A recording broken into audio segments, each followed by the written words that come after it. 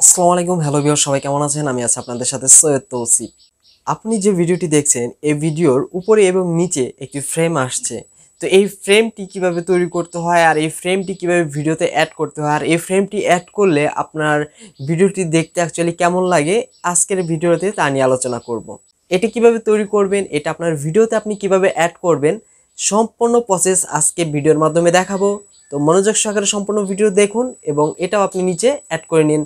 এটাকে বানানোর জন্য প্রতিটা ভিডিওর একটা রেজুলেশন আছে, যেটাকে বলা হয় 720p, 1080p। এটা আজকের এই ভিডিওতে 720p, 1080p এগুলোর মধ্যে এই ফ্রেমটি আপনি যে কোনো ভিডিওতে আপনি অ্যাড করতে পারবেন কোনো প্রকার ঝামেলা ছাড়া। এবং অ্যাড করার পর ভিডিওর লুকটা দেখবেন কিছুটা চেঞ্জ হয়ে গেছে, দেখতে অ্যাকচুয়ালি সিনেমেটিক লাগবে। আমরা যখন কোনো সিনেমা বা নাটক দেখি তখন কিন্তু উপরে এবং নিচে একটা বর্ডারলেস থাকে। সেই বর্ডারলেসটা অ্যাড করতে হয় কিভাবে, এটা কিন্তু আপনারা ভিডিও এডিটিং করার সময় এটা অ্যাড করতে পারবেন। আবার প্রত্যেকটা সফটওয়্যারেই যে এটা থাকে, প্রতিটা ভিডিও এডিটিং সফটওয়্যারে কিন্তু এটা থাকে না। এটা আপনার যদি কোনো ভিডিও এডিটিং সফটওয়্যার না থাকে তাহলে আপনি এটা ফটোশপের মাধ্যমে ইজিলি ভাবে এটা বানিয়ে নিতে পারবেন। এটা আপনি নিজের যতটুকু চাহিদা, যতটুকু প্রয়োজন ততটুকু আকার ধারণ করে আপনি এটা নিতে পারবেন। তো বেশি কথা বলবো না, চলে যাচ্ছি মূল প্রসঙ্গে।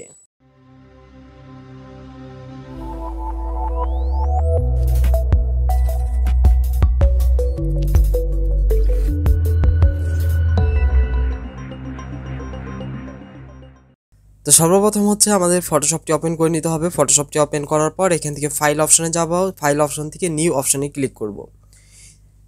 নিউ অপশনে ক্লিক করার পর এখানে হচ্ছে আমাদের যে ভিডিও রেজুলেশন সেটা 1080 থাকে। তো আমরা সেটার জন্য হচ্ছে 1080 রাখার জন্য 1080টা রাখার জন্য ওয়েট হচ্ছে 1920 এবং হাইট হচ্ছে 1080 দেওয়ার পর এখান থেকে রেজুলেশন আমরা 300 দিয়ে দিব, কারণ এটার রেজুলেশনটা একটু ভালো হতে হবে।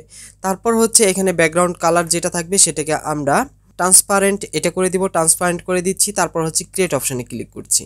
এটা হচ্ছে আমাদের ভিডিওর মেন সেক্টর, এইটুকুর মধ্যে হচ্ছে আমাদের ভিডিওটি শো হবে। তো এইখানে যে ভিডিওটি শো হবে এখন হচ্ছে আমাদের এখানে সিনেমাটিক গ্রাউন্ড এখানে অঙ্কন করতে হবে। এর জন্য হচ্ছে আমরা এই কাজটা কিন্তু তেমন কোনো কঠিন কাজ নয়, একদমই সহজ একটি কাজ। এই কাজটি করার জন্য আমরা এখান থেকে হচ্ছে রেক্টেঙ্গুলার টুলস এটাকে সিলেক্ট করব। এটাকে সিলেক্ট করার পর এখান থেকে একটি শেপ অঙ্কন করব। তো শেপ অঙ্কন করার পর এটার কালার দিব আমরা ব্ল্যাক, যদি ব্ল্যাক না থাকে তাহলে এটাকে ব্ল্যাক সিলেক্ট করে দিতে হবে। তো ব্ল্যাক দেওয়ার পর এটাকে আমরা কন্ট্রোল টি প্রেস করে একটু বড় করে নিব। আমাদের অ্যাকচুয়ালি যতটুকু প্রয়োজন ততটুকু আমরা এটা করে নিব। তো আনুমানিক এই পর্যন্ত করার পর এই ফ্রেমটাই, এই লেয়ারটাকে বা এই শেপটাকে, এই লেয়ার বা এই শেপটাকে আমরা কপি করব। এটাকে কপি করার জন্য কন্ট্রোল জে প্রেস করব। কন্ট্রোল জে প্রেস করলে এটা কপি হয়ে যাবে। কপি হওয়ার পর এখান থেকে মুভ টুলসটি ক্লিক করে এই শেপটি আমরা উপরে নিয়ে যাব। তো এই শেপটি আমরা উপরে নিয়ে যাচ্ছি। তো উপরে নিয়ে যাওয়ার পর এটার কাজ শেষ। এখন হচ্ছে এটার পিছনে যে ব্যাকগ্রাউন্ডটা, এটার মধ্যে কোনো ব্যাকগ্রাউন্ড থাকছে না, একদমই নর্মাল একটি ফুটেজ। তো তারপর হচ্ছে এটাকে আমাদের এখন সেভ করতে হবে। এটাকে সেভ করার জন্য ফাইল অপশনে যাব। ফাইল থেকে এক্সপোর্ট অপশনে যাওয়ার পর এক্সপোর্ট অ্যাচে ক্লিক করব। এখানে সেভ করার সময় অবশ্যই মনে রাখতে হবে এটা কিন্তু ফাইল ফরম্যাট যেটা হবে সেটা কিন্তু পিএনজি আকারে রাখতে হবে। পিএনজি আকার ছাড়া আপনি যে কোনো ফরম্যাটে রাখলে কিন্তু আপনি এরকম একটি সিনেম্যাটিক গ্রাউন্ড পাবেন না। তার জন্য হচ্ছে আপনাকে পিএনজি রাখতে হবে। তো পিএনজি রাখার পর এখান থেকে হচ্ছে যা আছে সব এরকমই থাকবে। তারপর হচ্ছে এক্সপোর্ট অল এটি ক্লিক করতে হবে। এটার নাম দিব আমরা ফ্রেম। তো এই ফ্রেম লিখে এটা আমরা জাস্ট শুধু সেভ করে দিব। সেভ হয়ে গেছে। তো আমাদের হচ্ছে এখন এটা কিন্তু সেভ হয়ে গেছে। তো আমরা এইটা এখন তৈরি করলাম। এটা হচ্ছে আমাদের ভিডিওতে আমরা কিভাবে অ্যাড করব। তো আমি একটি ভিডিও এখন নিচ্ছি, ভিডিও নিয়ে আমি দেখাচ্ছি। ভিডিও এবং এই ফ্রেমটি আমাদের ইনপুট করতে হবে। তো ইনপুট করা হয়ে গেলো। তো আমরা এই ভিডিওটি এখানে ইনপুট করছি। তো ইনপুট করার পর তো এটা হচ্ছে আমাদের ভিডিও। তো এই ভিডিওটি আনার পর এটার মধ্যে কিন্তু আমাদের কোনো ফ্রেম অ্যাড করা হয়নি, এটা একবার নর্মাল একটি ভিডিও আকারে আছে। তো দেখতে পাচ্ছেন এখানে কোনো ফ্রেম নেই। তো আমরা এখন যে ফ্রেমটি তৈরি করলাম সেই ফ্রেমটি এনে জাস্ট আমরা এই ভিডিওর উপরে এনে রেখে দিব। রাখার পর আমাদের এই ভিডিওর জন্য যে ফ্রেমটি তৈরি করেছি সেটা আমাদের যতটুকু ভিডিও আছে ততটুকু জায়গা জুড়ে আমরা এই ফ্রেমটি অ্যাড করে দিব। এখানে যেখানে যেখানে আমার প্রয়োজন সেখানে সেখানে আমরা এই ফ্রেমটি অ্যাড করে দিব। সব জায়গায় যে এই ফ্রেমটি অ্যাড করতে হবে তা কিন্তু নয়। যেমন এখন দেখেন, এখন কিন্তু আমরা এই ফ্রেমটি অ্যাড করে দিয়েছি।